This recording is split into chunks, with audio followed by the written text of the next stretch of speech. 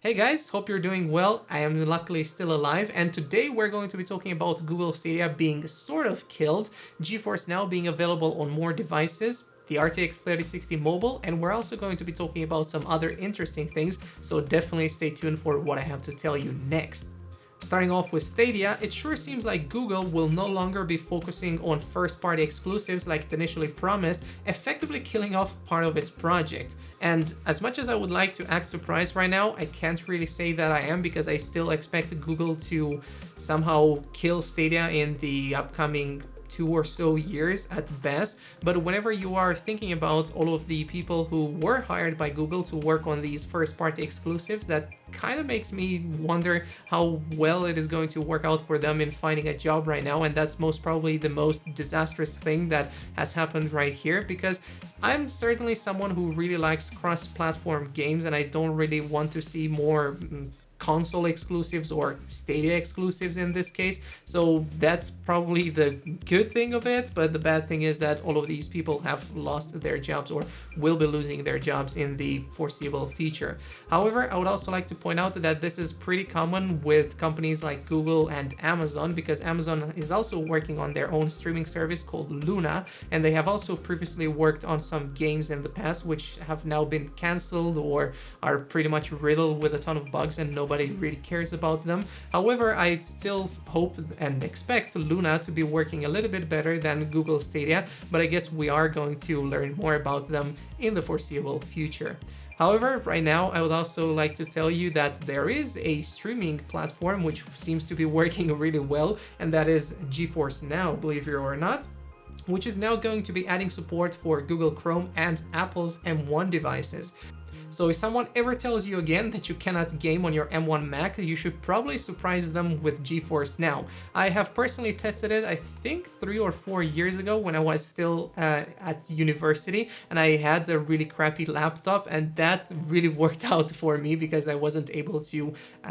get my PC at the moment and play all of the latest titles, and that kind of helped me, I guess I could say. But I wouldn't also say that the experience has been the best that you would be getting out of a high-end PC, but I guess for some people that might still work out. I'm going to be leaving some links in the video description down below to see how that would work out, and if you guys are interested in trying it out, then I guess you could. I'm still waiting on my code because I bought the RTX 3070, and the company said that I will be getting a GeForce Now code, but I unfortunately got one and that didn't seem to work out, and I'm still waiting for a replacement code because somehow everyone used their codes and they don't have them anymore, which is kind of annoying. But I guess if I will be getting one of those codes, I could give it out to one of you guys to experience some AAA titles on your crappy PC or crappy laptop. And I'm sorry I called your devices crappy, but either way, I guess now we could also be talking about the Mass Effect Trilogy getting remastered. And I have to admit that my Twitter feed blew up today with news regarding it, so I really had to cover it. But unfortunately, I have never played any of those games, but looking at the screenshots and the video which EA has posted right now, I kind of think that I would like to play it. And with regards to playing it, we should technically be able to play it on the 14th of May, but given that we are still in 2021, I would also expect some delays to occur, so definitely don't pre-order, but I think you guys know that you should never pre-order anything. But right now, I would also like to tell you that we're expecting to hear more about the RX 6700 and the RX 6700 XT by the end of March, and this GPU has also been pretty much delayed as far as I'm aware, but it's possible that we are going to see a release date at a later point, because right now I don't have much more information about this. And I would also like to point out that yesterday I wanted to make a video telling you guys about the RX 6700 and 6700 XT, but there wasn't really well, I didn't have a lot of time, but also there wasn't a lot of things that I could cover, and you most likely have seen some other YouTubers covering it, and you might have just seen the logo for the 6700 XT and some of the specs which I previously covered on my channel, and if you haven't, then you are going to be able to see them on screen right now. Currently, AMD is still having some difficulties making cards for its consumers, but the company seems to think that they are going to be getting some cards by the end of the first quarter. So maybe we are going to see at least the 6800, the 6800, the 6900 XT and the 6800 XT make a comeback. And otherwise, that is going to be really annoying because these cards are still not in stock. And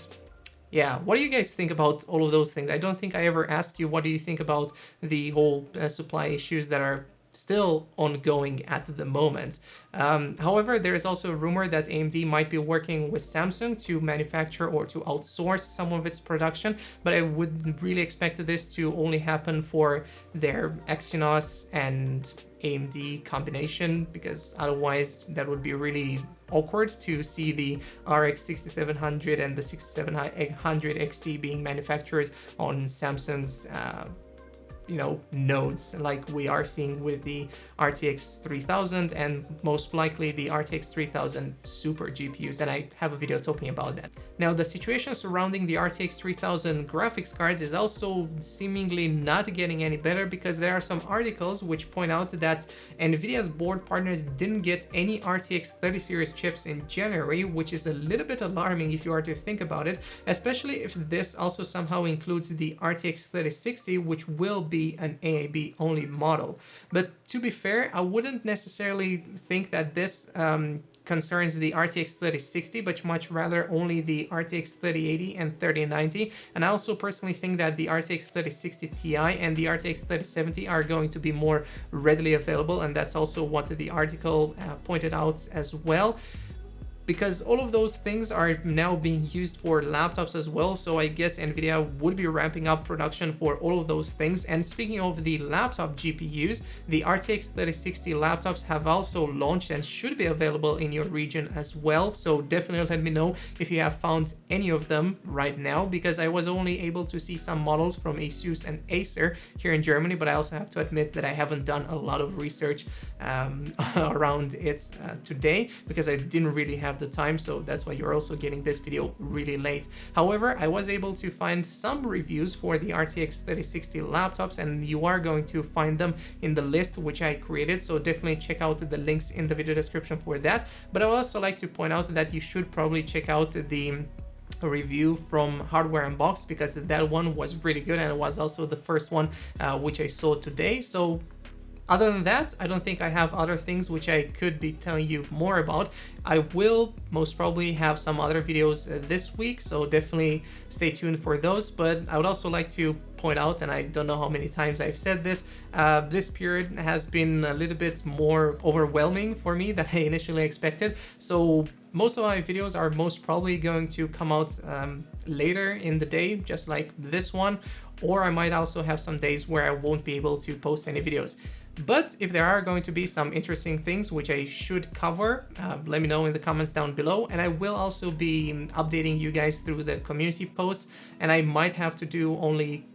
polls, because those still seem to be getting a lot of reach compared to normal community posts. So I really hope you guys are not going to mind that. Either way, thanks a ton for watching, and I'll see you hopefully in another video really soon. Bye bye.